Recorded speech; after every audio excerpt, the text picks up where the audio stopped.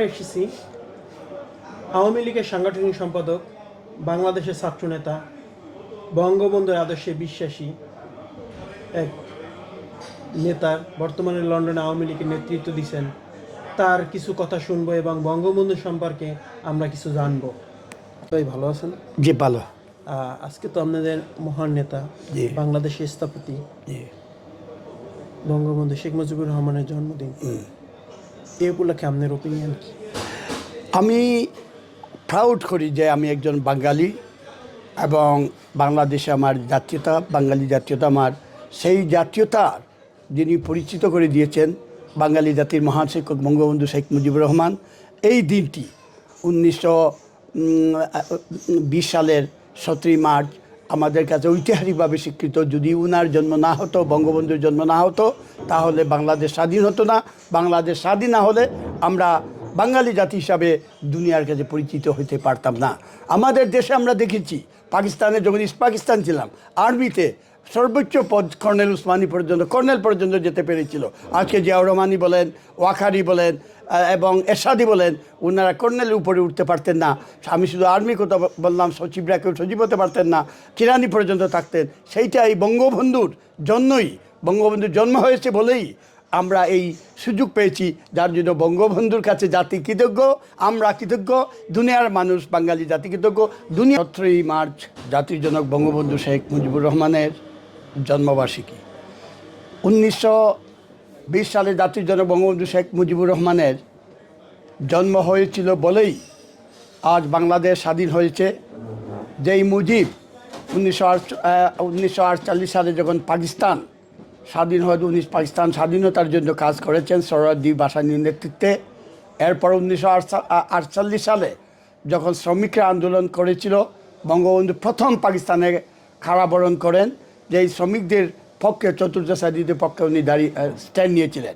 আমরা দেখি 1948 সালে যে ছাত্রলীগের 4 জানুয়ারি যে ছাত্রলীগের জন্ম হয়, জাতির জনক বঙ্গবন্ধু শেখ মুজিবুর রহমান সেই ছাত্রলীগের প্রতিষ্ঠাতা ছিলেন।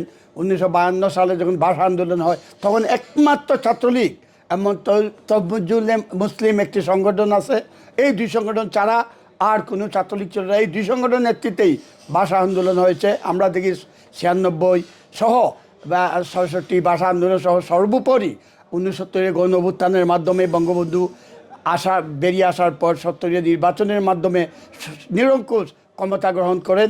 সেই নেতা 1971 সালে যখন ওরা ক্ষমতা দেয়নি, উনি বাংলাদেশের স্বাধীনতার ডাক দেন।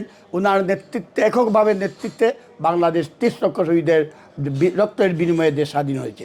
যদি বঙ্গবন্ধুর জন্ম না হতো, তাহলে বাংলাদেশ স্বাধীন হতো কি না আমার সন্দেহ, কিন্তু আমি মনে করি তখন দেশ স্বাধীন হতো না। উনি জীবনের সর্বাধিক সময়, 14 বছরের বেশি সময় উনি গ্রেফতার, পাকিস্তানিদের হাতে গ্রেফতার হয়েছেন এবং জেল জুলুম নির্যাতন সহ্য করেছেন। তারই পরে যখন দেশ স্বাধীন হলো 1971 সালের 16ই ডিসেম্বর, উনি 1972 সালে 10ই ডিসেম্বর যখন বাংলাদেশে ফিরে আসলেন, ইন্ডিয়ার সৈন্যরা কখনো বাংলাদেশ ত্যাগ করতো না। কোনো বিজিত শত্রুরা, বিজিত সৈনিকেরা এই দেশটাকে ত্যাগ করে না, কিন্তু ইন্ডিয়ান সৈন্যরা ইন্দিরা গান্ধীর নেতৃত্বে বঙ্গবন্ধুর কারণেই ওরা বাংলাদেশ স্বাধীনতার পর মার্চ মাসে বাংলাদেশ ওরা চলে যায়। তো পরিশেষে আমি যেই কথা বলতে চাই, বঙ্গবন্ধুকে আজকে আমরা অবশ্যই জাতির পিতা হিসাবে স্বীকৃতি দিয়েছে। কিছু সংখ্যক রাজাকার আলবদরের নাতিপুতিরা ছাড়া, রাজাকার আলবদর ছাড়া, জামাত মুমিনুল হকের পার্টি ছাড়া, ধর্মব্যবসায়ী ছাড়া সকলেই ওনাকে জাতির পিতা হিসাবে শ্রদ্ধা করে। উনি আজীবন বাংলাদেশের নেতা হিসাবে সকলের কাছে গ্রহণযোগ্য হিসাবে থাকবেন, সম্মানিত থাকবেন। এবং ওনার মেয়ে মাননীয় প্রধানমন্ত্রী জননেত্রী শেখ হাসিনার নেতৃত্বে উনি যে বাংলাদেশ চেয়েছিলেন, সমাজতন্ত্র, ধর্মনিরপেক্ষতা, গণতন্ত্র এবং মানুষের অন্ন, বস্ত্র, চিকিৎসা, বাসস্থানের নিশ্চয়তা, সেই বাংলাদেশ গড়ে যেতে উনি পারেন নাই। ওনার নেতৃত্বে শেখ হাসিনা যখন এটা কাজ করে যাচ্ছিলেন, মার্কিন সাম্রাজ্যবাদ সহ এই দেশের স্বাধীনতা বিরোধী ওনাকে উৎখাত করে নিয়ে যায়। পরিশেষে আমরা এটাই বলতে চাই, আবারও বাংলাদেশের জনগণ শেখ হাসিনাকে চায়। আমরা সকলকেই প্রস্তুত থাকার জন্য অনুরোধ করি, প্রবাসী সহ বাংলাদেশের সকলকে আন্দোলনের মাধ্যমে সুদগুর ইউনুসকে হটিয়ে যে হাজার হাজার কোটি টাকা আমেরিকার ক্লিন্টন ফাউন্ডেশনে বাংলাদেশের গ্রামীণ ব্যাংক থেকে লুটপাট করে গ্রামীণ ফোন থেকে লুটপাট করে সে ক্লিন্টনের ফাউন্ডেশনে দিয়েছে, আমেরিকাকে সাহায্য করে, ইসরায়েলের বিভিন্ন অনুষ্ঠান এসে ফান্ড এসে দান করেছে। সেই নাস্তিক এবং শয়তান ইউনুসকে প্রত্যাহার করে, প্রতিঘাত করে, উৎখাত করে আমরা তাকে আগামীতে উৎখাত করে শেখ হাসিনাকে আবার প্রধানমন্ত্রী হিসাবে আমরা নিয়ে আসব। বাংলাদেশে উনি প্রত্যাবর্তন করবেন এই প্রত্যাশা করে আমরা প্রস্তুতি দিয়ে এবং প্রস্তুতি নিচ্ছি। বাংলার জনগণ ওনাকে আবারও চাই। সকলকে ধন্যবাদ জেনে আমার বক্তব্য শেষ করছি। জয় বাংলা, জয় বঙ্গবন্ধু, জয় শেখ হাসিনা। এগুলো জানলাম, আমরা ছোট ছিলাম, আশা করি এগুলো দর্শক দেখবে। দর্শক, এবারের মতো আসি, সবাই দোয়া করবেন। ওকে, আসসালামু আলাইকুম।